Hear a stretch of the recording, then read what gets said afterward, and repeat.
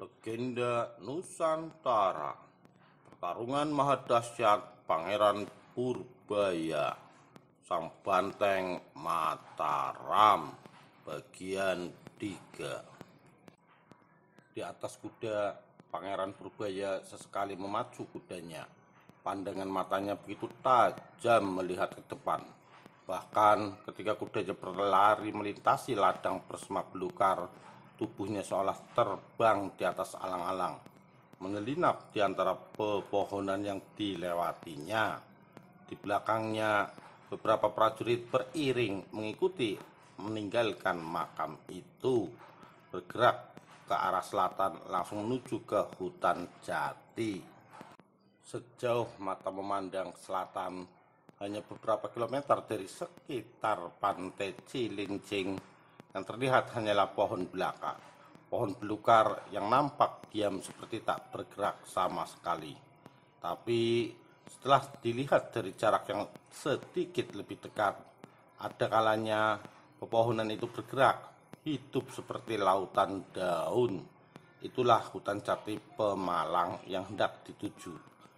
Hanya dalam waktu kurang dari 1 jam, Purbaya beserta pasukannya telah memasuki daerah hutan jati. 3 orang prajurit dengan sigap memanjat 2 pohon jati besar. Gerakannya begitu cepat dan lincah, mirip seekor kera yang tengah melompat-lompat dari atas pohon. Mereka seperti berusaha mencari sesuatu. Matanya jelalatan, memutar ke seluruh penjuru mata angin. Tiba-tiba mereka berhenti saat melihat sesuatu dari arah utara. Ada sesuatu yang terlihat berwarna hitam, bergelombang, bergerak ke selatan.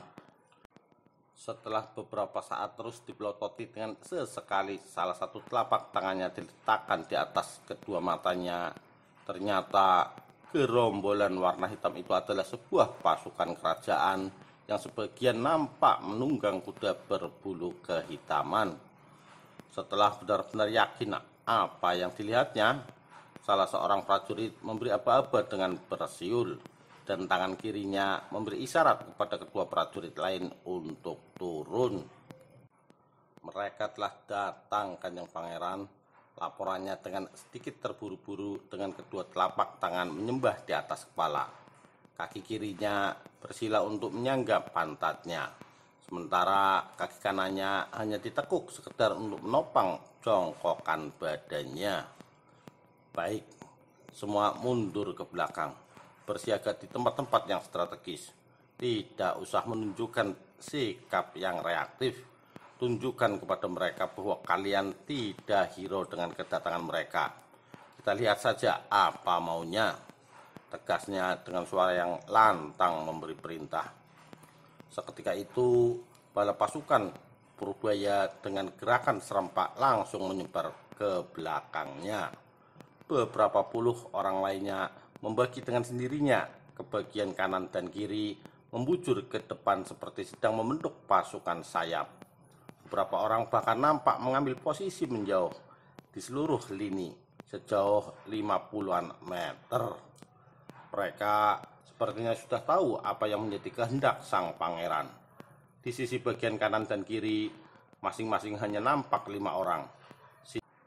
Sisanya memilih tempat yang agak jauh di balik pohon, batu atau bahkan rerimbunan.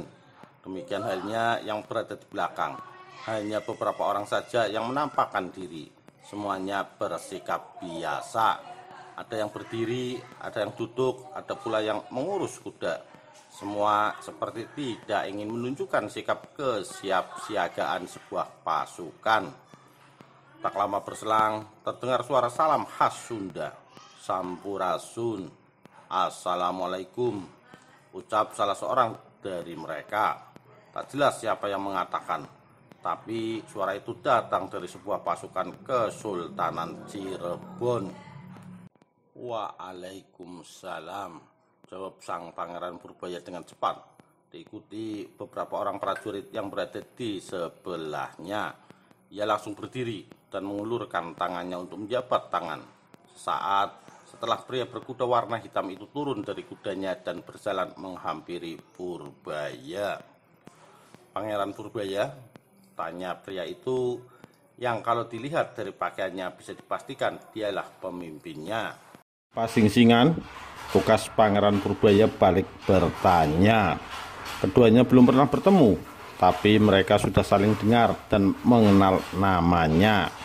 Bagi Pasingsingan, nama Purbaya sudah tidak asing lagi. Bukan semata karena ia seorang putra Sultan Hadiwijaya. Purbaya juga sangat dikenal sakti mandraguna, cerdas dan berbudi luhur di santero Nusantara. Bahkan ia dianggap sebagai benteng dan banteng Mataram. Sebaliknya, bagi Purbaya, nama Pasingsingan baru diketahui setelah ia mendapat laporan dari Sisik Melik dari Mataram yang ditugaskan di wilayah perbatasan Kesultanan Cirebon. Menurut informasinya, Pasingsingan semula hanya seorang prajurit biasa yang tugas pokoknya menjaga pusaka. Namun karena kesaktiannya, setelah Panglima Perang Sultanan Cirebon mangkat, ia diangkat sebagai penggantinya. Setelah berpasa-pasi, kedua kesatria itu berjalan berdua, mencari tempat yang agak teduh ke arah utara, persis di bibir tanjakan jalan. Mereka memilih sebuah pohon jati di sebelah barat jalan. Di bawah pohon itu, mereka nampak berbicara serius, sementara para pengikutnya tidak membaur. Mereka memilih mengambil tempat saling berseberangan. Pasukan Mataram berada di sebelah timur jalan, sedangkan pasukan Cirebon berada di barat jalan. Meskipun masing-masing tidak menunjukkan sikap yang bermusuhan, tetapi kalau dilihat dari pemilihan tempatnya yang berbeda dan seolah saling berhadapan, maka itu pertanda bahwa masing-masing dari mereka menunjukkan sikap yang kurang bersahabat. "Saya harus bertemu Kanjeng Sultan Girilaya," kata Pangeran Purbaya setengah berteriak sambil berdiri dan menunjukkan jarinya ke arah muka Pasingsingan. "Saya hanya butuh penjelasan dari Paduka Sultan Cirebon. Mengapa sudah hampir 2 tahun tidak membayar upeti ke Mataram?" tegasnya dengan tatapan mata setengah melotot. "Baiklah, kalau memang hanya itu tujuan yang hendak dibawa ke hadapan Sultan, nanti saya sampaikan kepada Sinuhun," jawab Pasingsingan tak kalah keras dan tegasnya. "Tidak, itu akan bertele-tele. Saya harus bertemu langsung agar tahu apa alasan sebenarnya." "Saya mengerti, Pangeran. Jika itu maksudnya, apa bedanya dengan saya yang hendak menyampaikan?" "Jelas berbeda, Kisanak. Karena dengan begitu berarti akan butuh waktu lama untuk mendapatkan jawaban." "Tidak, saya akan pastikan agar jawaban dari Sinuhun dalam waktu yang secepatnya bisa sampai Mataram." "Itu tidak mungkin," tegas Purbaya membentak. Kali ini suaranya sudah benar-benar terdengar marah. "Mungkin, tidak, mungkin, tidak, sekali tidak," timpal Purbaya mengakhiri kata yang saling bersautan.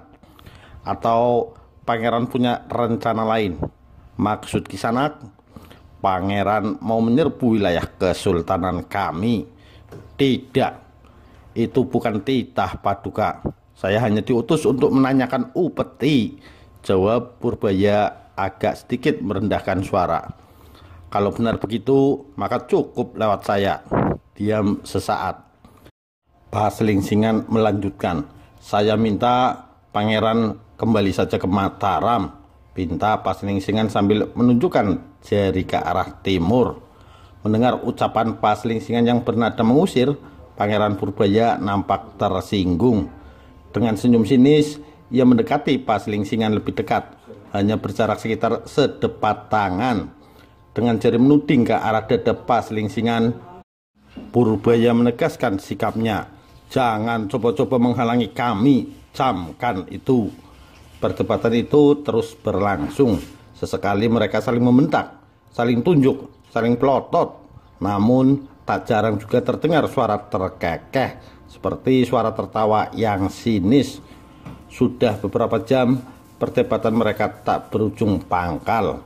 Rupanya di hati mereka sudah diselimuti rasa saling curiga. Rupanya Pasingsingan dan bahkan Kesultanan Cirebon curiga bahwa kedatangan Pangeran Purbaya tidak sekedar mau menagih upeti. sebagai panglima perang, kehadiran Purbaya dianggap sebagai ancaman. Menurut Paslingsingan, Sultan Girilaya dan penasihatnya sudah mempertimbangkan berbagai kemungkinan yang terjadi, dan karena itulah maka dia mendapat perintah untuk menghalau kedatangan Purbaya. Bagi Paslingsingan, Pangeran Purbaya harus berhenti hanya sampai Pemalang saja. Jika bisa diminta kembali ke Mataram, itu lebih baik. Tapi jika tidak, maka ia telah bersumpah untuk mempertaruhkan jiwa raganya. Demikian halnya dengan Pangeran Purbaya. Tak ada seorang pun bisa menghentikan langkahnya bertemu dengan Sultan Girilaya. Baginya adalah sudah menjadi keputusan wajib seiring dengan jatuhnya mandat Panembahan Senopati kepada dirinya. Hanya satu hal yang bisa menghentikan langkahnya, maut. Menjelang matahari terbenam, perselisihan di antara mereka sudah menunjukkan sikap yang saling bermusuhan. Tidak sekedar adu mulut saja. Lebih dari itu, mereka mulai unjuk diri dengan mengeluarkan beberapa sikap yang tak lebih dari upaya untuk unjuk ilmu kanuragan. Hal itu bisa dilihat ketika Pangeran Purbaya mengeluarkan kata sumpah serapah sambil membuka ikat kepalanya, lalu disabetkan ke pohon jati yang sebesar badan orang dewasa. Dengan seketika, pohon jati itu tumbang dengan suara menggelegar seperti bunyi petir. Sebaliknya, Paslingsingan menyambutnya dengan gejuk bumi, menginjakkan kaki keras-keras ke bumi. Spontan, bumi hutan jati itu menjadi bergoyang seperti gempa. Menjelang matahari terbenam, aksi yang lebih mirip dengan sikap saling ejek itu dengan berbagai cara masing-masing, tapi dengan unjuk ilmu seperti sebuah atraksi itu masih berlangsung. Peristiwa padu atau adu mulut antar dua ksatria penjaga atau reksa kerajaan di hutan jati itu berlangsung sama-sama beraninya. Itu berlangsung alot dan tidak menemukan ujung pangkal. Unjuk kekuatan sebagai tindakan saling gertak pun tidak bisa mengakhiri perselisihan mereka. Suatu ketika, sebelum akhirnya benar-benar harus bertempur, Pangeran Purbaya mengatakan sesanti, "Besok rejaning jaman, desa iki diarani desa Paduraksa," katanya. Esok harinya, persis ketika matahari baru setinggi jidat orang dewasa, kedua ksatria berilmu tinggi itu telah saling berhadapan. Mereka sepertinya benar-benar telah mempersiapkan pertarungan itu lahir dan batin. Pangeran Purbaya menatap tajam ke arah Paslingsingan. Tatapan sudah menunjukkan sikap yang lebih marah. "Tidak usah banyak bicara. Jika kau tetap bersikukuh menghalangi langkahku, maka akan aku penggal kepalamu," kata Purbaya mengingatkan. "Wahai Pangeran Purbaya yang gagah berani, saya ingatkan sekali lagi, sebaiknya kembali ke Mataram. Sebab jika Paduka sang putra raja tetap tidak mendengar apa yang saya katakan, itu akan menjadi pertanda paling buruk bagi Mataram." Jawabnya tak kalah gertak. "Wahai para prajurit dari Mataram, saya perintahkan kalian untuk tetap berdiri di tempat masing-masing. Tidak usah ikut terlibat dalam pertarungan ini. Kalian lihat saja siapa yang akan menyesali pertarungan ini," katanya sambil mengacungkan tangannya ke atas langit. "Mari kita selesaikan persoalan ini dengan pertarungan tunggal antara kita," pinta Purbaya dengan wajah membengis. "Baiklah, kepada bala prajuritku dari Kesultanan Girilaya, bersiaplah kalian. Hanya untuk menyaksikan, saya akan mengirimkan pangeran pewaris tahta Mataram ini ke alam penasaran sekarang juga.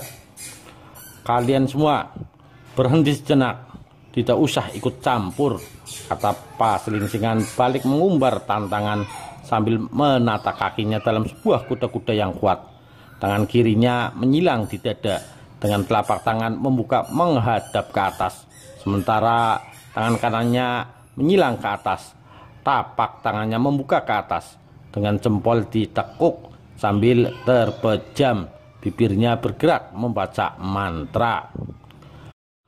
Pangeran Purbaya yang berdiri hanya sekitar 10 tepat tangan di depannya hanya tersenyum sinis sambil sedikit bersiap dengan kuda-kuda kaki menyamping dan nampak sekedarnya.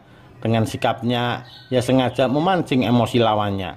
Dan benar, Paselingsingan sangat marah melihat sikap lawan tandingnya meremehkannya. Paselingsingan mendahului menyerang dengan mendorongkan kedua tangannya ke depan. Dari arah tangannya keluar gumpalan angin yang menderu dan melingkar-lingkar, menguncang seluruh pohon jati di depannya dengan dahsyatnya. Namun Purbaya tak bergeming. Dengan senyumnya yang lagi-lagi bernada sinis, ia mengangkat kedua tangannya sejajar dadanya. Kedua telapak tangannya membuka menghadap ke arah lawan, persis di sekitar ketiaknya. Tak lama kemudian, kedua telapak tangannya didorong ke arah lawan sambil melepaskan nafas kuat-kuat. Tudes! Satu serangan balasan dilepaskan Purbaya. Entah ilmu apa. Yang jelas dari tangannya keluar sinar berwarna biru seperti kilat dan mengeluarkan bunyi seperti petir, menggelegar hingga di ujung langit. Ketika sinarnya berbenturan dengan sebuah titik serangan angin, ajian Paselingsingan itu, di titik itu, di tengah-tengah jarak kedua kesatria itu bertanding, keluar asap tebal berwarna hitam. Push! Badan kedua kesatria itu bergetar mundur masing-masing satu langkah. Keduanya menunjukkan wajah keheranan. Sesaat kemudian, keduanya berusaha memperbaiki kuda-kuda kakinya yang tadi sempat terhuyung. Paselingsingan kembali mengeluarkan serangan. Kali ini serangannya diikuti dengan loncatan ke atas hampir setengah tinggi pohon jati. Dari tangannya keluar sinar berwarna merah yang kilaunya juga membakar daun-daun kering yang terjatuh berserakan di tanah. Dalam pertarungan itu, keduanya sama-sama sakti. Tidak ada yang kalah dan tidak ada yang menang. Padahal pertarungan itu sudah memakan waktu 7 hari 7 malam. Sampai pada akhirnya keduanya sama-sama kelelahan. Pertarungan antara kedua kesatria itu, Kesatria Mataram dan Kesatria Cirebon, berakhir setelah keduanya kehabisan tenaga dan beristirahat berdampingan. Akhirnya keduanya meninggal dunia dan dimakamkan secara berdampingan.